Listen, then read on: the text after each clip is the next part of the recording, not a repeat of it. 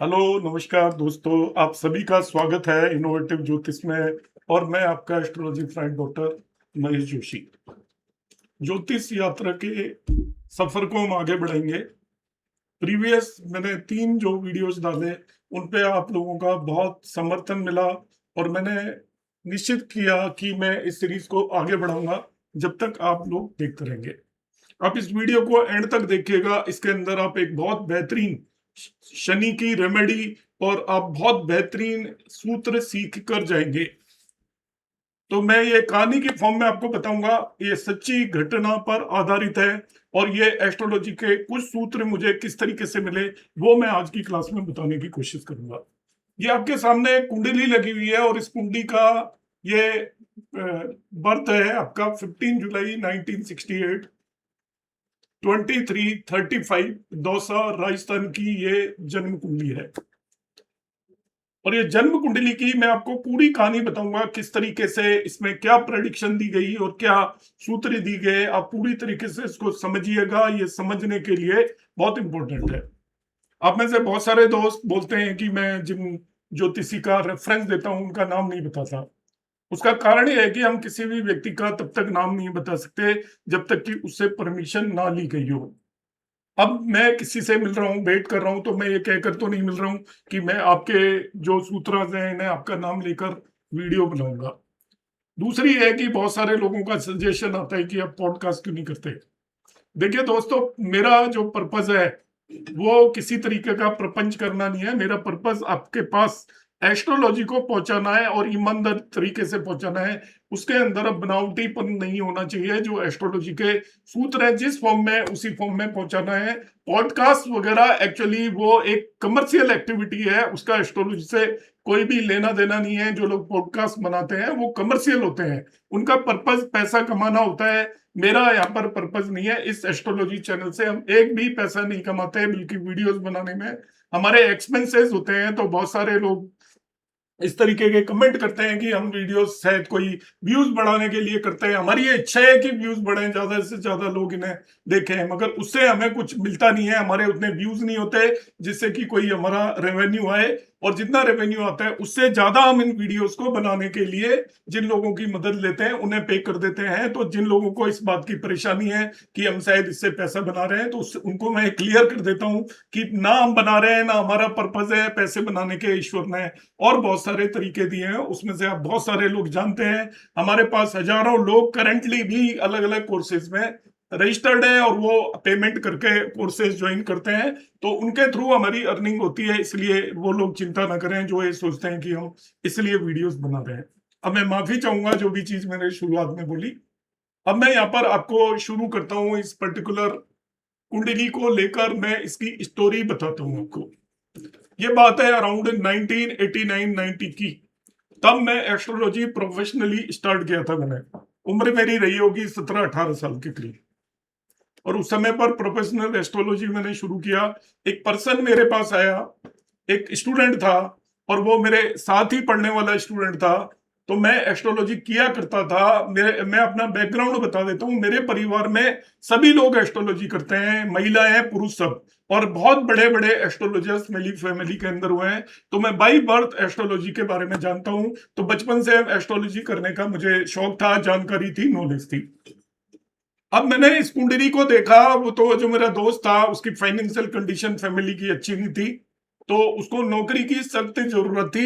Education उसने ले लिया था, बीटेक अपना कंप्लीट कर लिया था। और उसने मुझे कहा कि मेरी नौकरी क्यों कब लगेगी। ये मैंने उसकी कुंडली ली हुई है, आपके सामने देखिए बनी हुई है। जब वो पर्सन मेरे पास क्वेश्चन लेकर आया था, ये बात है 1988 की। अब 1988 को एज ए एस्ट्रोलॉजर मैंने किस तरीके से उसे देखा और उसे मैंने क्या बताया। तो 1988 में मैंने यहाँ पर जब देखा तो उसकी दशा थी मरकरी में जुपिटर की। मरकरी में जुपिटर की दशा थी। अब इस कुंडली को जरा ध्यान से देखिएगा। यहां पर आप देखिएगा इसका जो मरकरी है वो 7th एंड 4th लॉर्ड होकर 10th हाउस को एस्पेक्ट कर रहा है मरकरी। तो आपको साफ साफ यहां पर नजर आ रहा है कि 10th हाउस को एस्पेक्ट कर रहा है। तो मरकरी अपनी दशा में पंच महापुरुष राजयोग बना रहा है, स्वराशि का केंद्र में बैठा है, 7th हाउस का लॉर्ड है। तो मरकरी अपनी दशा के अंदर एलिजिबल होता है नौकरी देने के लिए, क्योंकि 10वें भाव के रिजल्ट वो दे सकता है। और मैं दशमांश कुंडली में जाता हूं तो भी मरकरी लग्न के अंदर बैठा हुआ है।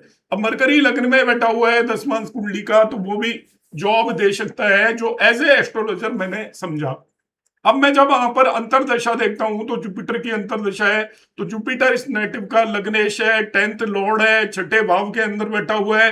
तीनों ही भावों का स्वामी नौकरी देने में कैपेबल है। एज ए 10th लॉर्ड वो नौकरी दे सकता है, छठे भाव में बैठा है इसलिए नौकरी दे सकता है। लग्नेश है D1 का, तो अभी नौकरी दे सकता है। और यहाँ पर जब मैं दशमान चार्ट के अंदर जाता हूँ D10 में, तो भी वो आपका इसका 10th लॉर्ड बन गया D10 का। और ये मैं 10 से 10 देखूं तभी भी ये 10th लॉर्ड है आपका। 10 से 10 भी दशमांश में देखना चाहिए, तो ये पूरी तरीके से नौकरी लगेगी। मैं कहूंगा इसकी नौकरी लग जाएगी। तो नौकरी लगनी थी। अब मैंने ट्रांजिट की स्थिति भी देखी, आपको मैं ट्रांजिट की स्थिति बताता हूँ 1988 की, जब ये मेरे पास आए उस समय की मैं ट्रांजिट की कंडीशन यहाँ पर देखते हैं। देखिए,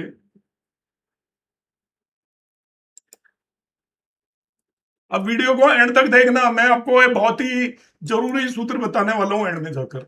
1988 में ये करीब हम आते हैं, तो ये मैंने देखा इसको कुंडली को 88 में, उस समय पर जो इनकी स्थिति थी। देखिए, मैं इनका ट्रांजिट देखता हूं।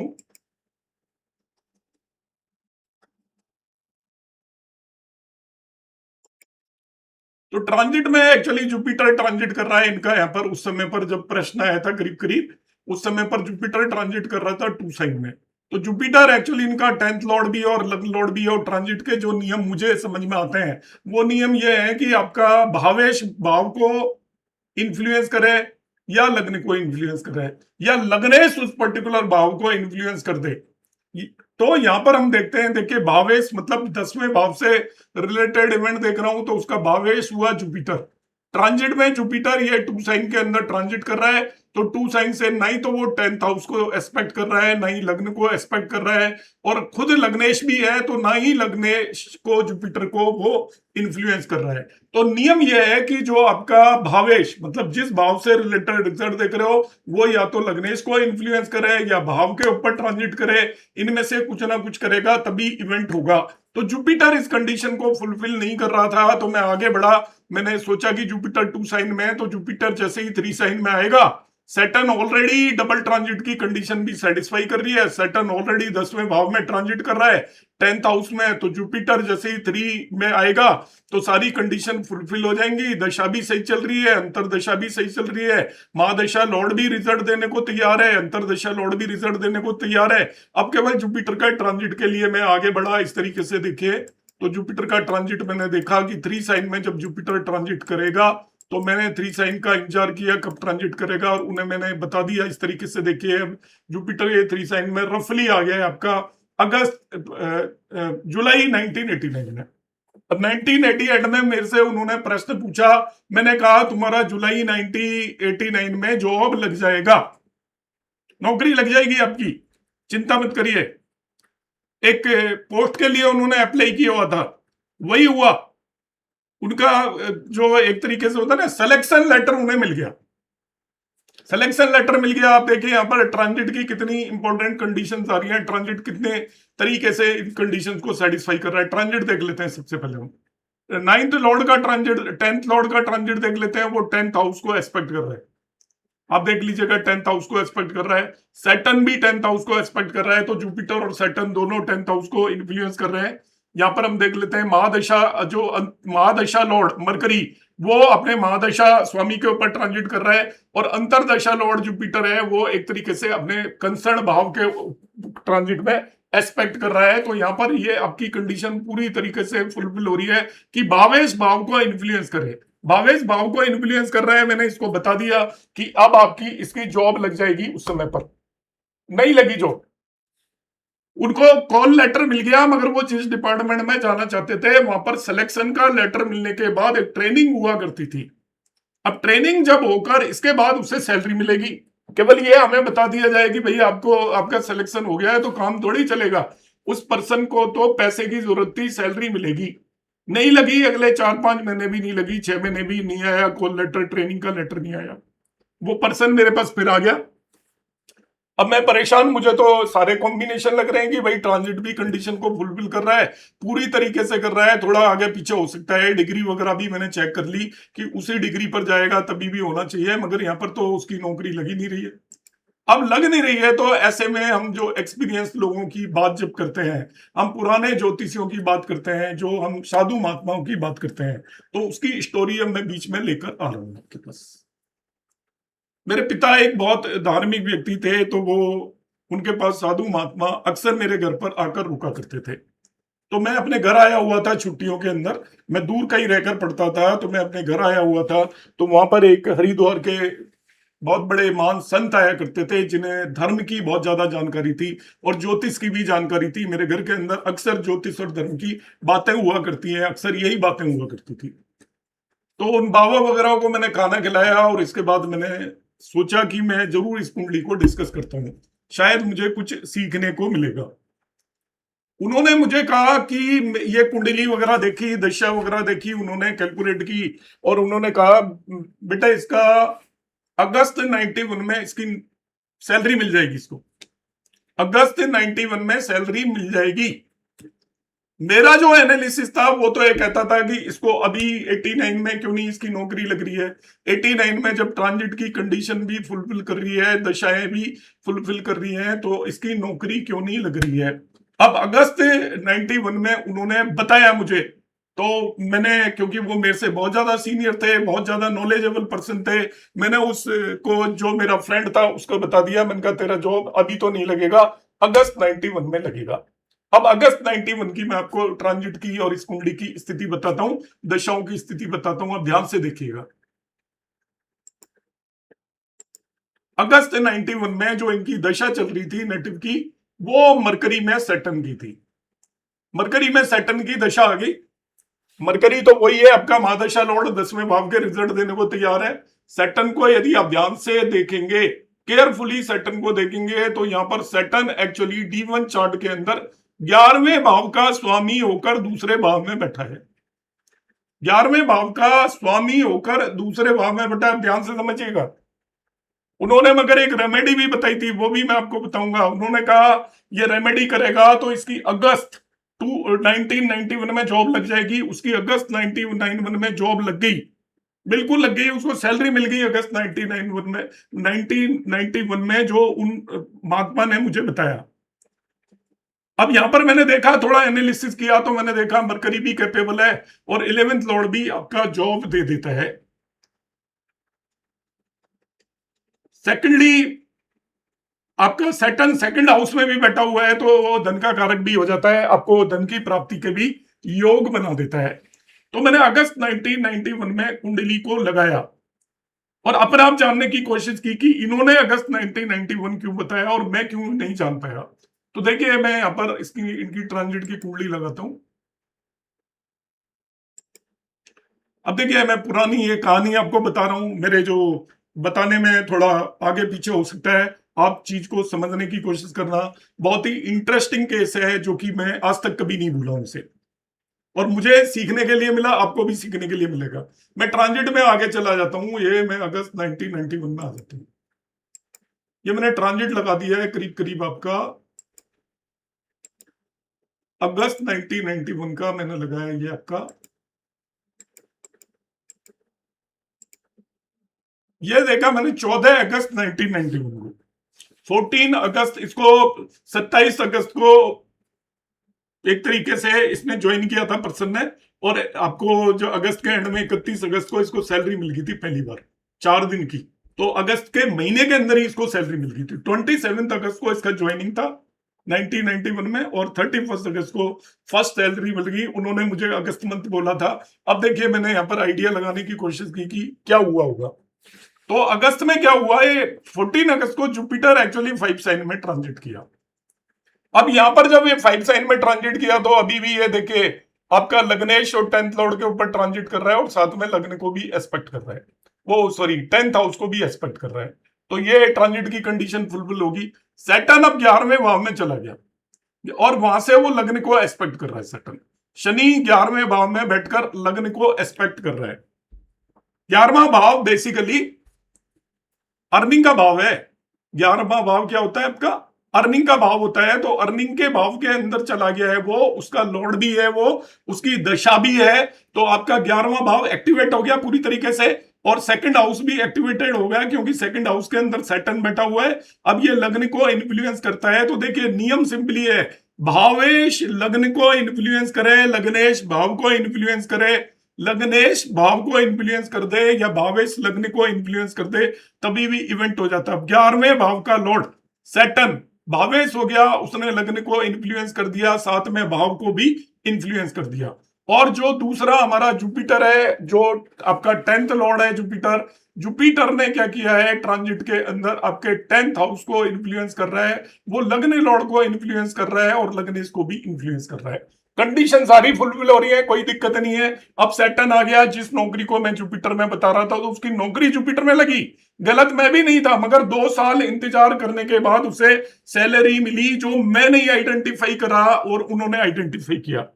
अब मुझे समझ में तो आ गया, मगर मेरे दिमाग के अंदर अब ये कीड़ा काटने लगा कि उन्होंने अगस्त 91 क्यों बताया, और मैं तो इसको अगस्त 91 नहीं बता पा रहा था। मैंने तो कहा था अभी नौकरी लग जाएगी। अब यहां पर एक्सपीरियंस की जरूरत होती है, तो मैं इंतजार करता रहा कि अब उनसे कब मुलाकात हो। और ये कुंडली मैंने अपनी जो नोटबुक के अंदर मैं लिखा करता था हर एक चीज, और मैं लेकर घूमता रहा। वो एक बार आए, फिर मेरी बातचीत नहीं हो पाई। फिर सेकंड टाइम मैंने अपने फादर को बोला कि वो जब भी आए मुझे बताना। मैं स्पेशली उनसे मिलकर आया और मैंने कहा कि मुझे ये जानना है कि आपने कैसे बताया। अब ध्यान से समझना दोस्तों, उन्होंने क्या किया, मुझे 89 में जब मैं मिला था, उन्होंने कहा इस पर्सन की आप शनि की रेमेडीज करो, और शनि की रेमेडीज करोगे तभी इसको फल मिलेंगे, ये उन्होंने बता दिया था। मैंने कहा शनि की रेमेडीज क्या की जाए और क्यों की जाए बताइए। तो उन्होंने कहा कि ये नियम बताया मुझे कि शनि की रेमेडीज करना इसलिए जरूरी है कि इनका जो धन भाव के अंदर बैठा हुआ है और वो नीच का होकर बैठा हुआ है। नीच का है यहाँ पर सैटर्न, आप ध्यान से देखिए। तो नीच का धन भाव के अंदर जाकर बैठा हुआ है, वो बगैर स्ट्रगल और बगैर परेशानी के इनको धन नहीं देगा। पहली बात तो उन्होंने ये एक्सप्लेन किया बेस्ड ऑन द पाराशरी कि आपका धन भाव के अंदर बैठा हुआ है, तो शनि की इनकी अंतरदशा हैगी आगे चल के, तो शनि का इनको बोलिए। और जो इन्होंने रेमेडी दी वो मुझे शनि का एक दशरथ कृत जो शनि स्तोत्र में वो रेमेडी बताई, और उन्होंने कहा इसका रोजाना पाठ करें। आपको पता होगा दशरथ कृत शनि स्तोत्रम की रेमेडी के बारे में मैं आपको थोड़ा सा बता देता हूं। आप में से किसी की भी यदि शनि की दशा चल रही है, आप में से किसी की भी शनि की 7.5 चल रही है, तो इससे ज्यादा बेटर कोई भी इसकी रेमेडी होती ही नहीं है। कहानी आपको अधिकतर लोगों को पता होगी, जिनको नहीं पता है उन्हें मैं बता देता हूं कि शनि जब भी रोहिणी नक्षत्र के अंदर एंटर होते हैं, उसको रोहिणी सकट योग बोलते हैं। तो वो क्या करते हैं, शनि का ये होता है रोहिणी नक्षत्र में आएंगे तो अकाल पड़ेगा, बारिश नहीं होगी, महामारियां फैलेंगी, इस तरीके की स्थिति आती है। तो जो महाराजा दशरथ थे अयोध्या के, उनके समय पर एक बार शनि रोहिणी नक्षत्र में एंटर होने वाला था। तो शनि रोहिणी नक्षत्र में एंटर होने वाला था, तो उनके ज्योतिषियों ने बताया कि आपके राज्य के अंदर अकाल पड़ेगा और इस तरीके की भयानक बीमारियां होंगी, बहुत लोगों की मृत्यु होगी, लाशें बिछ जाएंगी। तो क्योंकि शनि रोहिणी नक्षत्र के अंदर आ रहा है। दशरथ एक आपका प्रजा परायण राजा थे, तो उन्होंने कहा कि नहीं मैं ऐसा नहीं होने दूंगा, और वो अपना सोने का जो भी है आपका रथ लेकर शनि देव से लड़ने के लिए चले गए। वो सूर्य चंद्रमाओं को क्रॉस करके शनिदेव से लड़ने के लिए गए। तो शनिदेव को बड़ा उनकी वीरता पर बड़ा वो हुआ कि इतना वीर कोई इंसान है जो आज तक मुझसे लड़ने, कोई देवता और दानव कोई भी हिम्मत नहीं जुटा सकता मेरी नजरों से के सामने आने की, और ये मेरे से लड़ने आए हैं। तो वो उससे खुश हुए, प्रसन्न हुए। तो उन्होंने कहा कि मैं तुमसे प्रसन्न हूं और मैं वचन देता हूं कि मैं इस बार जो भी आपका रोहिणी नक्षत्र के अंदर मैं एंटर भी हुआ, तो आप ऐसी कोई भी परिस्थिति नहीं होगी। उनसे खुश होकर दशरथ जी ने एक स्रोत कृत किया, जिसे दशरथ कृत शनि स्रोतम बोलते हैं। और शनि ने आशीर्वाद दिया कि जो भी व्यक्ति इस स्रोत का यदि पाठ करेगा, उस व्यक्ति पर मेरा कोई भी असर नहीं होगा। इसलिए दशरथ कृत शनि स्तोत्रम का आप यदि पाठ करेंगे, आपकी शनि से रिलेटेड जो भी बाधाएं हैं, इससे बड़ा कोई भी आपकी रेमेडी नहीं होती। तो उसकी कुंडली में शनि यहां पर नीच का था, तो वो महात्मा जी ने पहले से ही शनि की अंतर्दशा आने वाली थी, कहा था तुम शनि स्रोत का पाठ पहले से ही स्टार्ट करो, अभी करो। मरकरी जुपिटर की दशा चल रही थी, वो शनि स्रोत का, वैसे भी वो धार्मिक था पर्सन जो आया था कुंडली लेकर, शनि स्रोत का पाठ करना शुरू किया और इसके बाद उसकी नौकरी लगी, उसकी मैंने कहानी बताई। अब महात्मा जी ने मुझे क्यों ये कहा कि ये इसकी नौकरी आपकी 91 में क्यों लगी, पहले क्यों नहीं बनी, अब मैं आपको समझाता हूं। जो चीज उन्होंने 2-3 सूत्रांश दिए जिसको आप ध्यान से गंभीरता से समझने की कोशिश करें। गंभीरता से समझने की बात यह है कि मैं जब से देख रहा था तो जुपिटर चौथे भाव से 7वें भाव को एक्सपेक्ट कर रहा था। ट्रांजिट की कंडीशन में किन किन चीजों पर ट्रांजिट लग सकता है, ध्यान से सुनिएगा एक एक सेंटेंस। ट्रांजिट एक पर्टिकुलर भाव पर ट्रांजिट में प्लेनेट लग रहा हो तभी भी रिजल्ट देता है, उसके भावेश पर लग रहा हो तभी भी रिजल्ट देता है, लग्न पर लग रहा हो ट्रांजिट तभी भी दे देता है, और लग्नेश पे लग रहा हो तभी भी दे देता है। चार में से किसी भी चीज को इन्फ्लुएंस कर रहा हो तो ट्रांजिट की कंडीशन फुलफिल हो जाती है पूरी से। कौन कौन सी हो जाती है? आपकी कंसर्न भाव, उस भाव का भावेश, लग्न और लग्नेश। अब यहां पर मैं जुपिटर का ट्रांजिट देखूंगा तो जुपिटर का ट्रांजिट किन किन को इन्फ्लुएंस कर रहा हो, 10वें भाव को, या 10वें भाव के लॉर्ड जुपिटर को, या लग्न को, या लग्न के लॉर्ड को इन्फ्लुएंस कर रहा हो, इन चार में से किसी एक को भी कर रहा हो तो हम अक्सर ट्रांजिट मानते हैं कि ये ट्रांजिट सक्सेसफुल होगा। तो यहां पर जब जुपिटर का ट्रांजिट देखा मैंने तो ये ट्रांजिट कर रहा था आपका 4th हाउस के अंदर और 10th हाउस को देख रहा था। इन चार में से केवल एक ट्रांजिट की कंडीशन फुलफिल हो रही थी। कौन कौन सी? लग्न, लग्नेश, भाव या भावेश। अब उन्होंने यहां पर देखिए, जैसे ही जुपिटर यहां पर 5 साइन के अंदर ट्रांजिट पर आया, 5 साइन में ट्रांजिट पर आते ही देखिए क्या कितना बदल गया। आपका लग्नेश भी ट्रांजिट से इंफ्लुएंस हो रहा है, आपका 10th लॉर्ड भी ट्रांजिट में इंफ्लुएंस हो रहा है, 10th हाउस भी ट्रांजिट में इंफ्लुएंस हो रहा है। जुपिटर 5वीं दृष्टि से इसे देख रहा है। तो चार में से 3 पैरामीटर एक साथ इंफ्लुएंस हो रहे हैं। अब सैटर्न को भी जब मैं पकड़ता हूं यहां पर अर्निंग के पर्पज से, तो सैटर्न भी किस किस चीज को इन्फ्लुएंस कर रहा है? देखिए उस भाव को इन्फ्लुएंस कर रहा है आपका, और साथ में लग्न को इन्फ्लुएंस कर रहा है। तो सैटर्न भी 2 पैरामीटर्स को इन्फ्लुएंस कर रहा है, जबकि सैटर्न जब यहां ट्रांजिट कर रहा था तो सैटर्न केवल एक पैरामीटर को इन्फ्लुएंस कर रहा था। वो 10th हाउस को तो एक्टिवेट कर रहा था, ध्यान से सुनना, मगर वो 12th को एक्टिवेट कर रहा था बजाय 11 के। 10th को एक्टिवेट कर रहा था, 11 को एक्टिवेट नहीं कर रहा था जब सैटर्न यहां पर 9 साइन में था। मैंने जो गलती की, 9 साइन के ट्रांजिट को मैंने मान लिया कि 9 साइन में ट्रांजिट कर रहा है, मगर ये नहीं देखा कि वो 9 यहां पर बैठकर 12वें भाव को ट्रांजिट करता है, जो आपके आइसोलेशन को रिप्रेजेंट करता है, इंतजार को रिप्रेजेंट करता है सैटर्न में। और जब सैटर्न की जब अंतरदशा है तो वो सैटर्न ये 11वें और 12वें दोनों भावों के रिजल्ट देगा, 12वें भाव के भी रिजल्ट आपको दे सकता है वो। तो जब यहां पर वो इन्फ्लुएंस 12वें भाव को करेगा यहां बैठकर, तो 11वें भाव के तो रिजल्ट नहीं देगा, कमाई तो आएगी नहीं। कमाई वाले भाव को तो उसने एक्टिवेट नहीं किया, नौकरी वाला भाव तो एक्टिवेट हो गया, मगर नौकरी का अपॉइंटमेंट लेटर लेने से कमाई नहीं हो सकती। तो जो नियम मुझे समझ में आया वो आप ध्यान से समझें। थोड़ा जटिल है आज की क्लास, थोड़ा कॉम्प्लिकेटेड है आज की क्लास, उसे समझें कि जब आप किसी भी प्लेनेट का ट्रांजिट देखते हो तो ये नहीं कि मैंने 10वां भाव देख लिया बस इसका सैटर्न ट्रांजिट कर रहा है, उसकी दूसरी स्थिति देखिए, वो क्या 11वें भाव को इन्फ्लुएंस कर रहा है या आपके 12वें भाव को इन्फ्लुएंस कर रहा है। 10th हाउस के साथ साथ 12वें भाव को इन्फ्लुएंस यदि कर रहा है सैटर्न, तो नौकरी नहीं लगेगी। आप नौकरी का कर रहे हो तो इंतजार करना पड़ेगा, बिजनेस कर रहे हो तो नुकसान उठाओगे, आपको फायदा नहीं होगा। आपको फायदा कब होगा? जब वो यहां पर इस पर्टिकुलर भाव के अंदर ट्रांजिट कर रहा है, यहां से लग्न को एक्टिवेट कर रहा है, दो चीजों को उसने एक्टिवेट किया। और इस तरीके से उन्होंने इस बेस पर बताया कि ट्रांजिट मोर स्ट्रॉन्ग, ज्यादा एक्टिवेशन रिजल्ट देने की स्थिति में तब आएगा जुपिटर जब वो आपका इस जगह पर जाकर बैठेगा, और सैटर्न जब आएगा जब वो इस जगह पर की जगह इस जगह पर आकर बैठेगा, क्योंकि वो 11वें भाव को भी एक्टिवेट कर देगा, लग्न को भी एक्टिवेट कर देगा। तो यहां पर तो ट्रांजिट आपको सरसरी नजर से एक्टिवेट करता हुआ नजर आ रहा है, मगर बहुत ज्यादा चीजों को एक्टिवेट नहीं कर रहा। आपका जुपिटर भी जब यहां पर बैठा है तो वो 12वें भाव को एक्टिवेट कर रहा है, सैटर्न भी 12वें भाव को एक्टिवेट कर रहा है। तो 12वें भाव के रिजल्ट मिलने की संभावना ज्यादा है बजाय आपको 10वें भाव के रिजल्ट। 12वां भाव आइसोलेशन, सेपरेशन, इंतजार, डिसअपॉइंटमेंट को रिप्रेजेंट करता है, जो रिजल्ट उससे मिलते रहे। और इस तरीके से उन्होंने एक सूत्र बताया कि जब भी आप ट्रांजिट देखते हो तो ट्रांजिट में आप ये देखिए केवल जिस भाव से आप मतलब रख रहे हो वही मत देखिए, और दूसरे भाव देखिए, और ट्रांजिट की जितनी ज्यादा कंडीशन फुलफिल होंगी इवेंट के घटित होने की संभावना उतनी ज्यादा होगी। केवल एकाध कंडीशन के बेस पर आप कभी भी प्रेडिक्ट ना करें कि इवेंट घटित हो जाएगा। मगर यहीं पर खत्म नहीं होता है, अभी यहीं पर खत्म नहीं होता है। जो असली सूत्र दिया उन्होंने वो मैं अब आपको दूसरा सूत्र बता रहा हूं।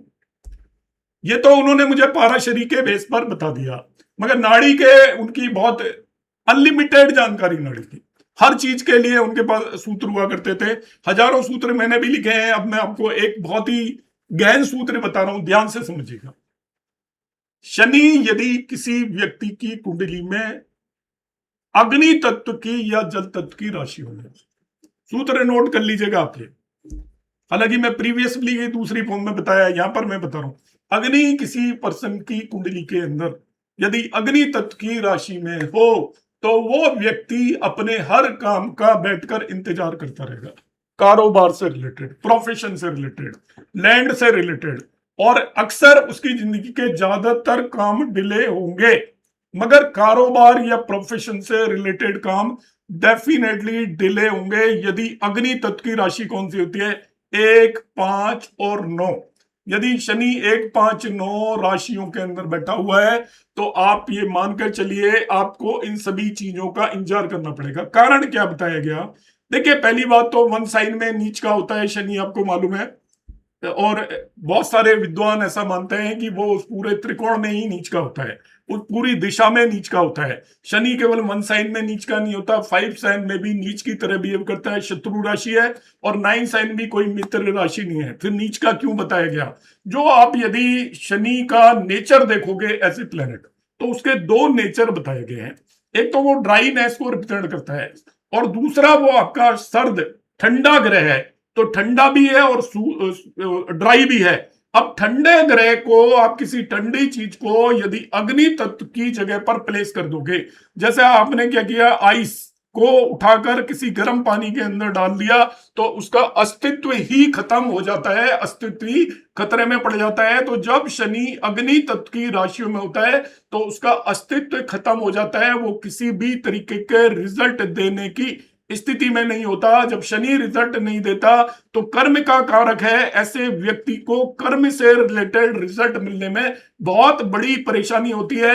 उस व्यक्ति को दशरथ के शनि स्तोत्रम का जरूर पाठ रेगुलरली करना चाहिए, चाहे वो काम कर रहे हैं तभी भी। अब आ जाता है दूसरी स्थिति भी मैं यहां पर बताता हूं। मैंने आपको एक सूत्र बता दिया है, जब भी शनि जल तत्व की राशियों में होता है, जल तत्व की राशि है 4, 8 और 12, जल तत्व की राशि में भी शनि की स्थिति आप खराब मानकर चलिए। जल तत्व की राशियों में शनि है तो आपकी जिंदगी के अंदर उस कुछ लिविंग सिग्निफिकेशन जरूर डिस्ट्रॉय होंगे, विदाउट फेल डिस्ट्रॉय होंगे। अब मैं कारण बता देता हूं। शनि मैंने अभी बताया आपको ड्राई और आपका कोल्ड ग्रह है, तो कोल्ड ग्रह है तो वो अग्नि तत्व की राशियों में भी बर्बाद है। अब ड्राई को क्या किया, ड्राई है, अब ड्राई को यदि जल तत्व की राशि में डाल देते हो, किसी भी सूखी हुई चीज को जल में डाल दिया तो वो अपना अस्तित्व उसका खत्म हो जाएगा। आपकी सूखी मिट्टी है, पृथ्वी तत्व भी बोलते हैं इसके लिए, मिट्टी को आप पानी में डाल दो तो वो घुलकर अलग अलग हो जाएगी और उसका अस्तित्व उसके अंदर घुल जाएगा। वो आपका नीचे जाकर सेडिमेंट होकर नीचे जाकर बैठ जाएगी और वो कुछ करने की स्थिति में नहीं होगी। तो शनि भी जल तत्व की राशियों में भी हो तो नियम इसका अलग है, वो मैं बहुत सारे वीडियोस में बता चुका हूं। तो जब भी शनि आपकी जल तत्व की राशि में आपकी कुंडली में बैठा है तो आज मैं पहली बार रेमेडी बता रहा हूं, और ये सारी रेमेडीज उन गुरु जी की बताई हुई है, महात्मा जी की बताई हुई है कि आपका शनि यदि आपकी कुंडली में अग्नि तत्व की राशियों में बैठा हो या जल तत्व की राशि में बैठा हो, आप शनि स्तोत्रम का पाठ जरूर करें। और दशरथ कृत दशरथ जी ने जो बनाया था उसी शनि स्त्रोत का आपको पाठ करना है, डेली करना है। आपका शनि नुकसान बिल्कुल भी नहीं होने देगा, आपके लिए वो न्यूट्रल हो जाएगा, आपका बुरा बिल्कुल भी नहीं करेगा, न्यूट्रल होगा। आप ये मत समझना अच्छे फल देगा। तीसरी जो एक स्थिति बड़ी इंपॉर्टेंट यहां पर इस कुंडली में थी, बाकी कुंडलियों में भी हो सकती है, नहीं हो सकती है, इस कुंडली के अंदर तीसरी एक बहुत इंपॉर्टेंट स्थिति थी। तो मैं एक और सूत्र बता रहा हूं, यह भी नाड़ी का सूत्र है। यदि किसी व्यक्ति की कुंडली में शनि और जुपिटर दोनों एक ही तत्व की राशियों में बैठे हो, मतलब दोनों 159 में अग्नि तत्व की राशि, दोनों पृथ्वी तत्व की राशि 2610, दोनों वायु तत्व की राशि 3711, दोनों जल तत्व की राशि 4812 के अंदर बैठे हो, तो वो उस पर्सन के भाग्य को बहुत ऊपर ले जाते हैं, भाग्यशाली हो जाता है वो पर्सन। दोनों सेम ही एलिमेंट की राशियों में यदि बैठे हैं तो वो भाग्यवान होगा, मगर उसका भाग्य उदय कब होगा, अब इसका सूत्र नोट कर लीजिएगा। दोनों सिमिलर एलिमेंट की राशियों में उसका भाग्योदय कब होगा, इस चीज को आप ध्यान रखिएगा। भाग्योदय का उसका समय होगा जब आपका जुपिटर और शनि दोनों ट्रांजिट में भी उसी एलिमेंट की राशियों में हो, दोनों ही ट्रांजिट में भी उसी एलिमेंट की राशियों में ट्रांजिट कर रहे हो। यहां पर मैं बताऊंगा इसका भाग्योदय क्यों हुआ। जो उन्होंने लगाया वो सारे कॉम्बिनेशन लगाए, मैं सभी कॉम्बिनेशन आपको बता रहा हूं। जो उन्होंने मुझे एक ही कुंडली में इतनी सारी चीजें बता दी कि उन्होंने कितनी चीजें नजर आ रही थी, इसलिए उन्होंने बिल्कुल सटीक प्रेडिक्शन दिया। हम जैसे और आम लोगों को इतनी सारी चीजें एक कुंडली में दिखाई नहीं देती, मगर जो भी सूत्र हैं वो मैं आपके सामने यहाँ पर एक्सप्लेन करने की कोशिश कर रहा हूँ। अभी तक आप वीडियो देखते आ रहे हैं, तो मैं आपको 3 बातें जो बताऊंगा, जो मैं हर एक वीडियो में बोलता हूँ। जो भी स्टूडेंट कहीं से भी विशारद या आचार्य का कोर्स कर रहे हैं, उनको अपनी एग्जाम से रिलेटेड कोई भी डिफिकल्टी आती है तो वो मुझसे कांटेक्ट कर सकते हैं। मैं फ्री ऑफ कॉस्ट, बगैर किसी दिक्कत के, उनकी वीडियोस के थ्रू या आपके किसी भी तरीके से मदद जरूर करूंगा। मेरा नंबर है 9013798899। साथ ही में जो लोग यदि केपी एस्ट्रोलॉजी सीखना चाहते हैं, भृगुनंदी नाड़ी एस्ट्रोलॉजी सीखना चाहते हैं, इंडिया के सबसे बेस्ट कोर्सेज हैं जो हम कराते हैं, उसके लिए आप रजिस्टर कर सकते हैं। 15 जुलाई 2026 से हमारे कोर्सेज शुरू होंगे। हमारा कॉन्टेक्ट नंबर है 9013798899।